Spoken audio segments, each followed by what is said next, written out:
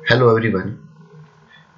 In the series of physical geology lectures, today we are going to discuss a topic uh, under the earth movements. Today in this lecture we are going to discuss about the exogenic process, that process which makes the changes over earth on the surface or at the surface.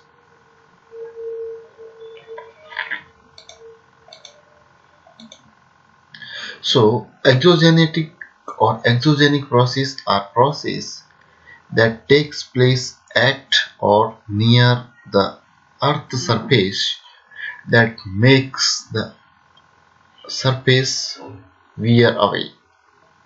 Exogenic processes are very destructive. They are responsible for degradation and sculpting the earth surface. बाह्यजात प्रक्रम earth surface के ऊपर changes लाते हैं और वे बहुत भयानक होते हैं और वो क्षय और एक अर्थ सरफेस की कलाकारी के लिए रिस्पॉन्सिबल होते हैं। Types of exogenetic process. बाह्यजात प्रक्रम की बात करें तो ये मुख्य रूप से 4 प्रकार के होते हैं। इसमें पहला है वेदरिंग या अपक्षय, दूसरा है इरोजन या अपर्दन, तीसरा है मास वास्टिंग और चौथा है सेडिमेंटेशन या अवसादन। इन सब को हम एक एक करके डिटेल में पढ़ेंगे। जिसमें पहला है वेदरिंग या अपक्षय।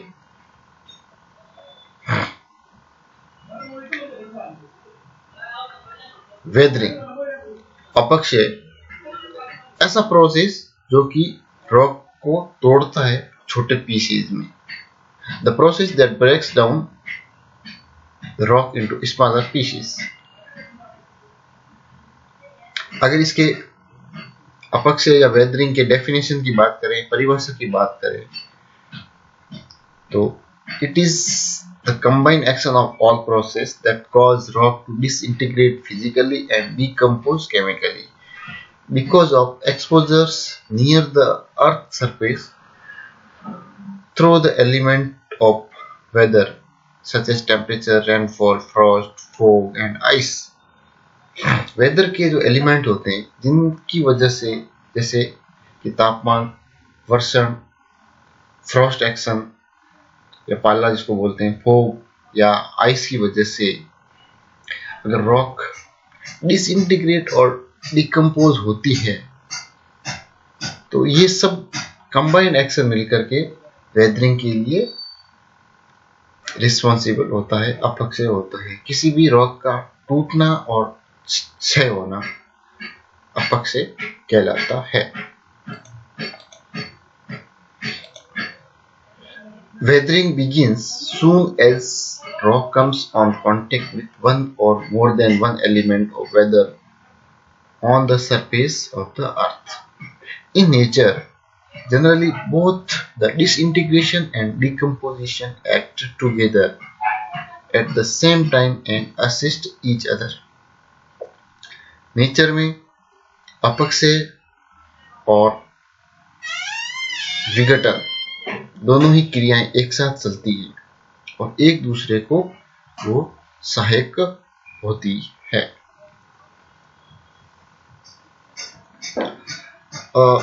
अगर अपक्षय के प्रकारों की बात करें या टाइप्स ऑफ वेदरिंग की बात करें तो जनरली वेदरिंग 3 प्रकार की होती है, जिसमें मुख्य रूप से पहला है फिजिकल वेदरिंग या भौतिक अपक्षय, दूसरा है केमिकल वेदरिंग या रासायनिक अपक्षय और तीसरा है बायोलॉजिकल वेदरिंग या जैविक अपक्षय। इसमें सबसे पहले हम डिस्कस करते हैं फिजिकल वेदरिंग या भौतिक अपक्षय। It happens whenever rock are broken up into smaller fragments without any chemical changes in their decomposition. जब किसी चट्टान या शेल के छोटे पीसेज हो जाते हैं और उसमें कोई रासायनिक परिवर्तन उनके संगठन में नहीं होता है. This type of weathering takes place in different ways in different types of area. यह अलग-अलग क्षेत्रों में अलग-अलग प्रकार से घटित होती है. Mechanical weathering is also used for physical weathering. Mechanical weathering term भी फिजिकल वेदरिंग के लिए यूज में लेते हैं. अब फिजिकल वेदरिंग को भी अलग अलग प्रकार से हम देखते हैं, जिसमें पहला है डिसइंटीग्रेशन. डिसइंटीग्रेशन किस प्रकार से होता है? जब हम देखते हैं specially in the desert region there is very hot in the summer season and nights are very cool, so successive heating and cooling which cause the expansion and contraction of rock in hot desert regions. The day temperature are very high while night are very cool. This high diurnal range of temperature cause successive expansion and contraction of the rock which tend to enlarge the joints. As a result, the rock disintegrate into the smaller blocks. रेगिस्तानी क्षेत्रों में दिन का जो तापमान होता है वो बहुत अधिक, कई बार 50 डिग्री तक पहुंच जाता है, और रातें होती हैं बहुत ही ठंडी होती हैं, जहाँ पर रात का टेम्परेचर लगभग अंडर 20 या 20 डिग्री तक आ जाता है. तो इस तरह से अत्यधिक टेम्परेचर में चट्टानों के अंदर विस्तार होता है, और जब कम टेम्परेचर होता है तो वापस सिकुड़न होता है.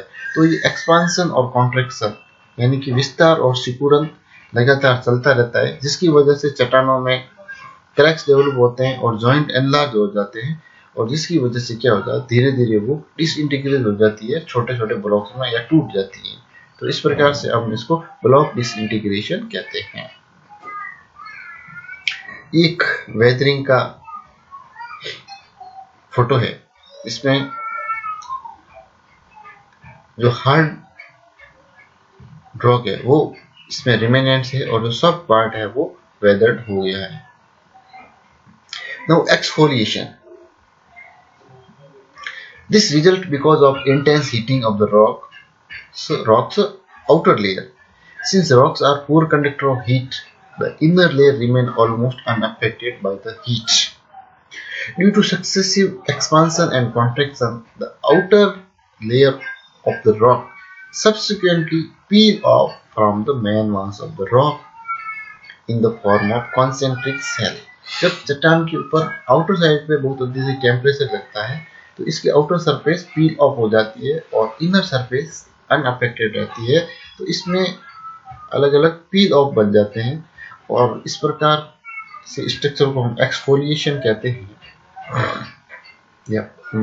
In the language of geology we called it onion peel weathering in the rocks. Now third one is frost action. One of the most important physical weathering process in the cold climate. ठंडे क्षेत्रों में यह मुख्य रूप से पाया जाता है. The alternate freezing and melting of water inside the joint of the rock split them into the fragment. हम जानते हैं कि पानी की तुलना में बर्फ का जो वॉल्यूम होता है वो अत्यधिक होता है. और जब कोल्ड क्लाइमेट में हाई एलिवेशन रीजन में चट्टानों के जॉइंट के अंदर पानी भरता है और वह फ्रीज हो जाता है, तो वॉल्यूम बढ़ जाता है, जिसकी वजह से वो उन जॉइंट्स के अंदर प्रेशर एक्सर्ट करती है, जिसकी वजह से रॉक डिसइंटीग्रेट होती है. The alternate freezing and melting of water inside the joints of the rock split them into the fragment. This is because conversion of water into ice increase the volume of water by 10%. In cold region, rocks are disintegrate into smaller particles through this process. So in the frost action, water collect in the cracks then water freezes and ice throw contract and water get deeper in the cracks again. The repeated expansion and contraction for further cracks till the split. Then the expansion and contraction that split the rocks into the fragments. So this is happens by the frost action. Now the second one is the chemical weathering. The chemical changes in the rocks through formation of new compound or formation of new substance is called chemical weathering. The chemical weathering is the process of breakdown rock through chemical changes. Chemical changes की वजह से rock के अंदर changes होता है.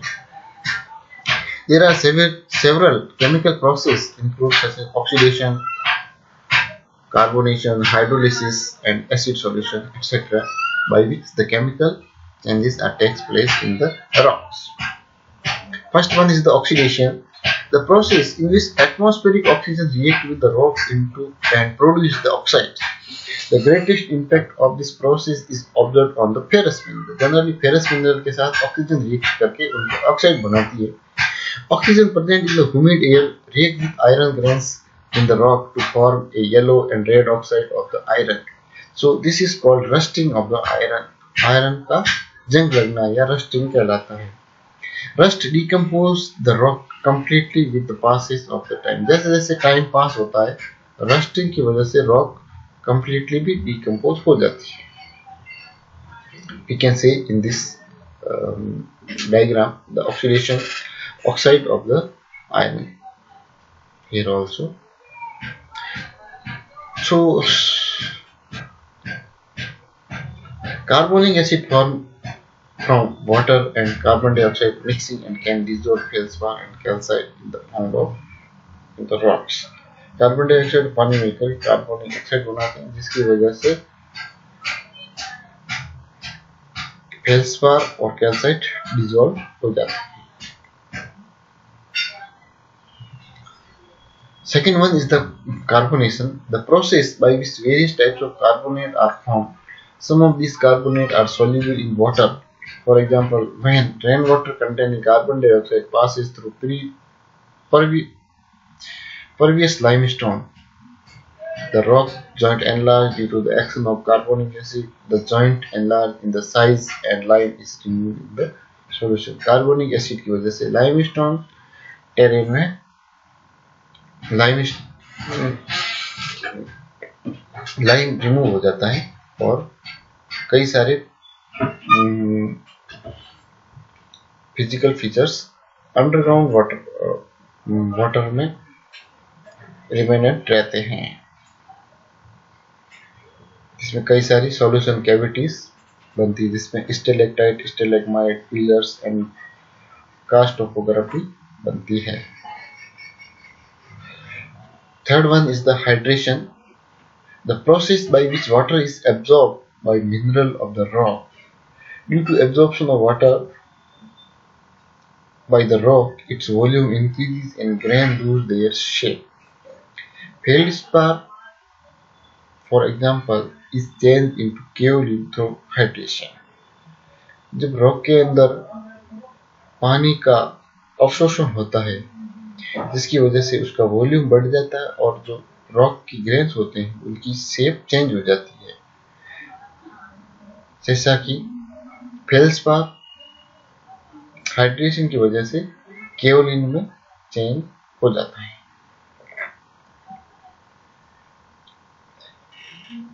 Solution या विलयन, the process in which some of the mineral get dissolved in the water. They are therefore removed in the solution. For example, rock salt and gypsum are removed through the process. कई सारे ऐसे mineral होते हैं जो कि पानी के अंदर डिजोल्व हो जाते हैं, जिसमें मुख्य रूप से रॉक सॉल्ट और जिप्सम होते हैं जो कि रिमूव हो जाते हैं. इस प्रकार से केमिकल्स वेदरिंग करते हैं. और नेक्स्ट है बायोलॉजिकल वेदरिंग या जैविक अपक्षय, जिसमें मुख्य रूप से जो कंट्रीब्यूट करते हैं पहला है प्लांट्स या पेड़ पौधे. The plant contribute to both mechanical and chemical weathering. The roots of plant penetrate into the joint of the rocks. They grow longer and thicker. In this manner, they exert pressure on the rock, and rock joints are thereby enlarged and break into the smaller fragment. कई बार पेड़ पौधों की जो जड़ें होती हैं rock के चट्टानों के अंदर ग्रो कर जाती है, पेनिट्रेट हो जाती है deep in the joint of the rock, और वो लंबी होती जाती है, बड़ी हो जाती है, और वो रॉक के जॉइंट्स के अंदर प्रेशर एक्सर्ट करती है, जिसकी वजह से रॉक के टुकड़े हो जाते हैं और छोटे छोटे फ्रेगमेंट में टूट जाती है. दूसरा है बरोविंग एनिमल्स, जो कि बिल बना के रहते हैं, जिसमें मुख्य रूप से earthworm, rat, rabbit, termites and ant break down the rock. These disintegrated rock can easily be eroded and removed by wind. Hooves of animal break the soil and thus assist soil erosion. कई जो burrowing animals मुख्य रूप से जो earthworm, rat, rebate, termites, एंट होते हैं, वो कि विभिन्न प्रकार से चट्टानों को अपक्षय और क्षय करने में रिस्पॉन्सिबल जिम्मेदार होते हैं. The role of earthworm and termite are of special significance. Earthworm, जिसको हम किसान का साथी बोलते हैं, इनका भी खेतों में विशेषकर बहुत significant रोल होता है. According to scientists, there is a possibility of occurrence of about 1,50,000 earthworm in an acre, and they can convert 10 to 15 tons of rock mass into the good soil and bring to the surface. Scientists के अनुसार लगभग 1.5 lakh earthworm 1 एकड़ में होते हैं, तो अगर वो 10 से 15 टन रॉक मास को गुड सॉइल में कन्वर्ट कर सकते हैं.